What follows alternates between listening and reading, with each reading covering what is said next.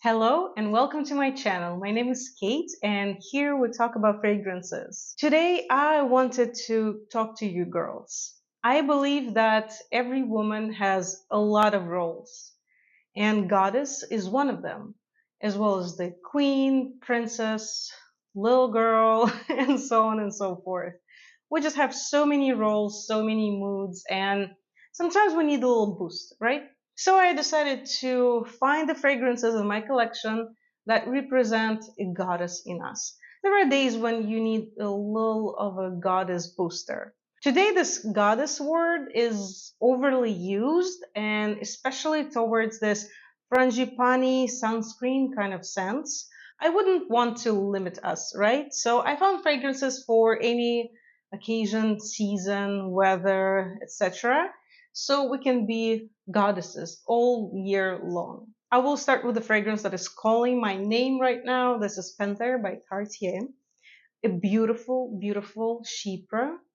And the most of what I can smell here is oak moss and peach, maybe with a little bit citruses, something like an amber, somewhere there in a base, suede, honey. Yeah, when it's warm, the warmer it is, the sweeter the fragrance is. When it's colder, it becomes a little spiky, and this oak moss comes out, and the texture becomes more rough, like rough suede. It's a classic fragrance, so it won't be very easy to wear, maybe. No, this one requires a mood or occasion, unless you just want to wear it randomly, which is also possible. But for me, I need to be in the mood. I cannot just wear this anywhere because it's a power move. And that's why it's goddess or queen. Yeah, it's like gold. It's like a sparkly, shiny gold. Mm. It's great. Not for everybody. So test it extensively on your skin. But if it works, it works. Another fragrance. This one is very good for winter. This is Sea Intense by Armani. Yeah, this is very sweet. This is for the goddess who likes her candy. I smell candied rose petals with blackcurrant jam, maybe raspberry jam there too. Something like strawberry or raspberry. A lot of sugar. Sea Line is not famous for their low calorie fragrances. No, this is high calorie one. There's something special about it. Many times I thought to sell it and I never do it, even though it's overly sweet for me. But there is something about it, even though it's so sweet, it makes me straighten up anyway. This makes me carry myself with more respect and importance. Really nice rose though. I think it's that rose. And see, it's not a bad line, it's just not my type. I cannot really wear anything apart from this. And even this one, I didn't use much, but I still use it. Look, there's a dent. So yeah, I think I'm keeping it. Next fragrance that I need to get in a bottle. I got myself a decant because I was thinking and considering the whole bottle. But yes, yes, 100 times yes, I need this fragrance in a full bottle. What it is? This is Oud Satin Mood by Francis Kurkdjian. Mm, yeah, this just makes me fly away somewhere. I like oud set. This is extract version. Sorry, this is extract. My favorite version. I like the original eau de parfum, the just oud satin mood eau de parfum. It's also very very nice, but there's something about vanilla added to this extract that gives it another like push. It's even stronger. It's even more luxurious. So you come into the room and the whole room can smell you because this guy is spreading around. People notice it. It smells very luxurious. This rose petals, like red rose petals with a lot of vanilla, maybe patchouli somewhere in the base, amber. It's sweet. It's very smooth. Jewelry, beautiful dress, night out. Smells worthy of Met Gala celebrity evening. It's beautiful. I will definitely get a bottle of this because I will probably not use a lot of that because, to be honest, two sprays and it's more than enough. You don't need more than two sprays here. If somebody is overspraying the fragrance, I don't know, it would be really hard to breathe near that person. But oh, it's so good.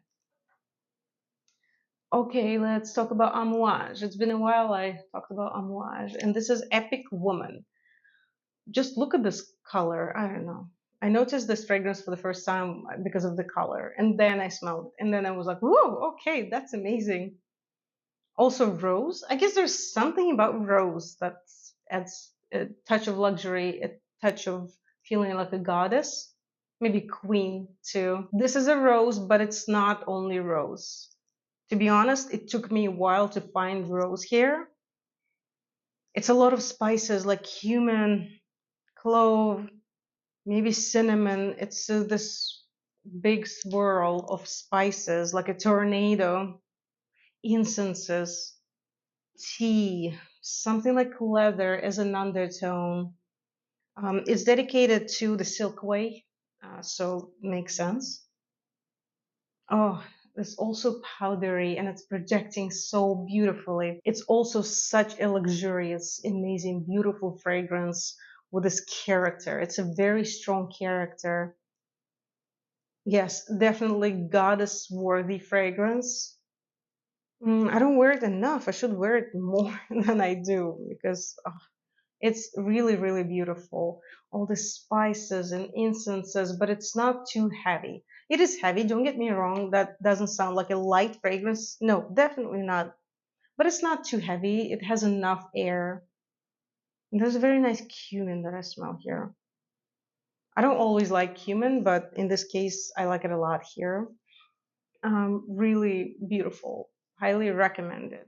Epic, my top three Amouage. So I mentioned the beach vibe, frangipani kind of fragrances. Let's talk about that too. Why not, right? This is Serge Lutens and Datura Noir. In one of my videos, I shared that this fragrance made me cry when I first smelled it in this edition. I know that in new edition with the black sticker, it's a little too coconutty and simplified. If you can, try to get your nose to this one and you won't be disappointed. Datura, as far as I know, is a very heavily smelling, beautiful flower that blooms only one night a year or something like that at night. And it just creates this intoxicating smell around it. As far as I know, it's impossible to get an oil from the Datura plant, so they made it through the tuberose. It's a really beautiful tuberose with a sharpness of almond and tonka and powderiness of heliotrope. There's also vanilla and coconut, but here it's not too much coconut. I personally don't always like coconut in fragrances. Sometimes it makes it smell very cheap to me. Cheap, not in the meaning that the fragrance is cheap, like the price. No, it makes it too sweet and kind of a Victoria's Secret body spray. I smell that a lot, but here, no. Especially this bitter, sharp almond here. It's so beautiful. I don't know what I'm gonna do when I go through this bottle. Maybe this summer, maybe next summer. It's very, very sad for me. I don't want to lose this, so maybe I will have to find another bottle like this in this edition because I cannot live without this. This is so beautiful. It projects in such an amazing way, and I have so many compliments for this fragrance. Just try it once, please. And another beach summer kind of vibe goddess is this. I'm just shaking it. This is Micallef Ylang Gold. It already looks like something god like. Oh, it also looks nice with me here, right? All gold and sparkly. And I love this. This is this tropical coconutty fruity vanilla that smells like I just left a very beautiful, amazing spa somewhere on a beach in a tropical island, maybe in Maldives. I have the sunscreen on me. There are flowers that smell very strongly, frangipani, jasmine, whatever is there too. Also, maybe a little bit of fruits like pineapple, peach, maybe apricot, maybe something like mango. I like this fragrance so much. It makes me happy. I think I added this into my energizing mood booster fragrance list because you cannot be sad when you wear Ylang Gold. You just can't. It makes me smile every time. It's beautiful. To me, this is one of the best vanillas. Just beautiful. Makes me feel like a real goddess. And right from this golden tropical happy goddess, let's move to the dark one with some story behind. This is Portrait of a Lady by Frederick Malle. And yes, I don't have a bottle. This fragrance is too heavy for me, too serious.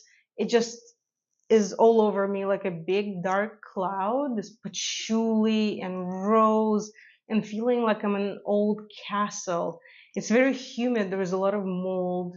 It's dark. It's raining constantly. There was no sun for months in that place. There are roses growing on the walls of that castle. There's no one there. The air is pretty stale. That's how I imagine this fragrance. It's very gothic.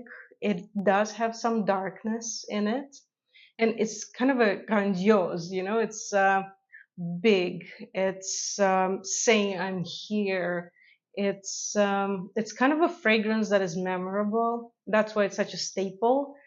Not my cup of tea, but for that kind of goddess. Why not? It's still amazing and beautiful, and I admire the work behind it. Who made it? Dominique Rapion, yes, definitely. Dominique Rapion made it. He never goes wrong. I always trust him. Beautiful fragrance. Not my kind of goddess, but still, I highly recommend this. I'm sure many of you tried it. I know a lot of men wear it too. It's actually beautiful on men, and I think it's a good idea, but not for me. At least yet. Maybe in a few years I'll grow and I will reconsider. So I don't say my final word here. As always, the taste changes. It's fine. Okay, what do we have left? We have two left. This is for a goddess with a very tricky character. Tubereuse Couture by Pierre Guillaume. That's a picky goddess with a very tricky character. This is a beautiful tuberose with some sugar. There's a sugar note, and I believe there is something sugary about it, but I cannot say that it's very, very sweet. There's also ylang ylang and this sharpness of papyrus in it. I also feel like it reminds me a little bit of a leather. And it's green. It's the full tuberose with a stem, with a flower, and it's not a friendly one. This is spiky. This fragrance is definitely spiky. It's you cannot just go and talk to that woman. No, you need to come up with a plan on how you talk to that woman. Probably it's my favorite tuberose, at least for now. It's actually pretty new in my collection, so maybe it will change, who knows, but I like it a lot. I've been wearing it a lot. I didn't use too much, but still I'm using it. Although it's pretty new. I just got it like 2 weeks ago maybe. And yeah, the last goddess fragrance for today is one of my new purchase, Mon Boudoir by Houbigant. I recently purchased it. If you've seen my new fragrances video that I recently uploaded, I talk a lot about this because I love it. It has a retro vibe, and it's all about amber and vanilla and heliotrope. There's sandalwood and myrrh and benzoin. It's very balsamic in the base. Very nice balsamic. It's not heavy. This has enough air. Very nice amber too. It reminds me a little bit of Musc Ravageur by Frederick Malle, the one that was created by Maurice Rochelle. But this is airy, and they're still different.